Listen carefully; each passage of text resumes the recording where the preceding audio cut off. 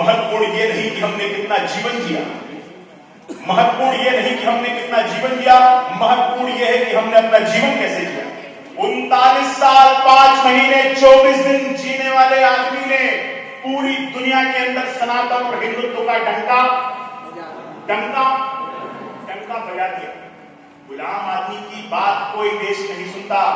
जो गुलाम रहे ना, हम लोग परतंत्र थे, हम लोग परतंत्रता की बेड़ियों में जकड़े हुए थे। रविंद्रनाथ टैगोर जापान में भाषण देने गए, पूरी कुर्सियां खाली थी, वहां पर लिखा था कि आपके विचार कितने भी अच्छे हो सकते हैं पर आपका देश परतंत्र है, इसलिए आपके अच्छे विचारों को भी हम ग्रहण नहीं करेंगे। स्वामी विवेकानंद का जन्म से लेकर आगे तक की कहानी 5-7 मिनट में आपके सामने बताने का प्रयास करता हूं। अब स्वामी विवेकानंद के बारे में जब आप लोग सुनना तो ये पूरा चिंतन ये करना कि मैं कैसे स्वामी विवेकानंद बन सकता हूं, और जो बहनें बैठी हैं वो ये विचार करेंगी कि मैं भगिनी निवेदिता कैसे बन सकती हूं।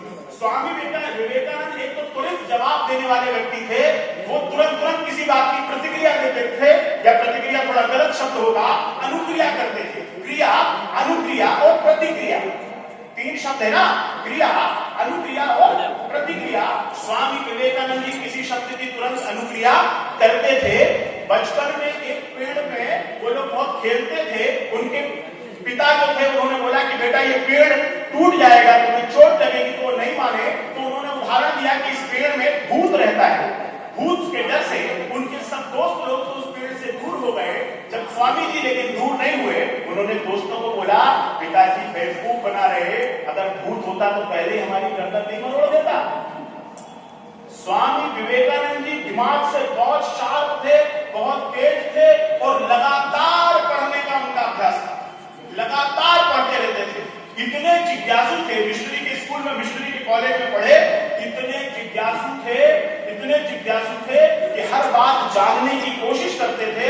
16 साल की उम्र में स्वामी, मतलब नरेंद्र बोलना चाहिए तो स्वामी नहीं बने, वो नरेंद्र नाम के युवा 16 साल की उम्र में जिससे मिलते थे पूछते थे भगवान से मिले हो, भगवान को देखा है?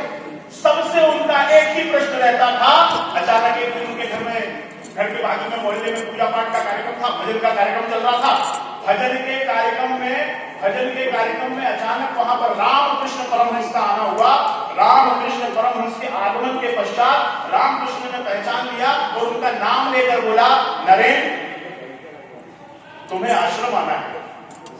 पंडित धीरेन्द्र शास्त्री जी को हम आज देख रहे हैं, ऐसे हमारे यहाँ लोग रहे, उन्होंने स्वयं नाम ले लिया कि नरेंद्र तुम्हें आश्रम आना है।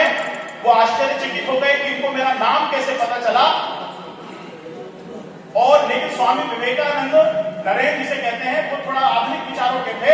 उन्होंने सोचा ये पागल है, ये आदमी मंदिर में पुजारी थे, काली मठ के, सोचा ये आदमी पागल है, बिल्कुल जाऊंगा। लेकिन रामकृष्ण जिनके नाम के आगे परमहंस की उपाधि है, वो वास्तव में भगवान का स्वरूप थे। उनके कहने से स्वामी विवेकानंद आश्रम की ओर सीधे चले आए और उन्होंने पूछा, क्या आपने भगवान को देखा है? क्या पूछा? क्या आपने भगवान को देखा है? रामकृष्ण परमहंस जी बोले, हाँ मैंने भगवान को देखा है, वैसे ही जैसे मैं तुमको देख रहा हूं। उन्होंने बोला, मेरे को दर्शन कराएंगे क्या? उन्होंने बोला, बिल्कुल दर्शन, जैसे तुम्हें मेरे को दर्शन हो रहा वैसा दर्शन कराऊंगा। 3-4 साल तक लगातार नरेंद्र उनकी सेवा करते रहे और उनको स्वामी विवेकानंद को दर्शन भगवान के अभी तक नहीं हुआ। एक बार जब उनको गर्दन डुबा दी पानी में, बोले इतनी पीड़ा, इतनी वेदना जिस दिन तुम्हारे मन में हो जाएगी, जैसे जीवन को लेकर है, वैसे मैं तुम्हें दर्शन कराऊंगा। बात को मैं काट के कर रहा हूं, तो इसलिए सीधे विषय पे आ रहा हूं जो मेरी अपेक्षा है आप लोगों से। स्वामी विवेकानंद ने मां काली से जो बात कराने वाली बात थी बता दूं कि उनके पिताजी की मृत्यु के पश्चात दरिद्रता ने, गरीबी ने उनको घेर लिया था। वो चाहते थे आर्थिक उन्नयन। उन्होंने जाके बोला, जैसे हम लोग भगवान के पास जाते हैं कि भगवान पास करा दे, भगवान धन दौलत दे दे, ईश्वर दे दे। उन्होंने बोला कि जाके मां काली से मांग लो, मां काली तुमसे बात करेगी। स्वामी जी गए मां काली के पास और मां काली से मांगने गए। क्या मांगना था उनको? धन, वैभव, ऐश्वर्य। क्या मांगना चाहते थे? धन, वैभव और ऐश्वर्य चाहते थे मांगने के लिए। पर निकलता क्या था? निकलता था ज्ञान दे, भक्ति दे और ज्ञान दे, भक्ति दे, वैराग्य दे। तो रामकृष्ण परमहंस कहते हैं कि ईश्वर ने तुम्हारे लिए कुछ और नियति तैयार करी है। दूसरा, इसी में एक बात आती है तो फिर वो कहते हैं तो मैं क्यों ना मैं समाधि ले लूं, मैं क्यों ना हिमालय चले जाऊं और हिमालय जाकर अपनी मोक्ष प्राप्ति के लिए काम करूं। तब धिक्कार दिया रामकृष्ण परमहंस ने कि स्वामी विवेकानंद, नरेंद्र उस समय थे वो, नरेंद्र तुम्हारा जन्म, तुम्हारा जीवन स्वयं की मोक्ष प्राप्ति के लिए नहीं है। तुम्हारा जन्म दीनहीन लोगों की सेवा के लिए तुम्हें अपना जनजीवन खपाना है। ये स्वामी विवेकानंद जी के नर सेवा नारायण सेवा का जो पॉइंट था, यहां से वो चालू, वहां से वो चालू होता है। तो बहुत सारी बातें हैं।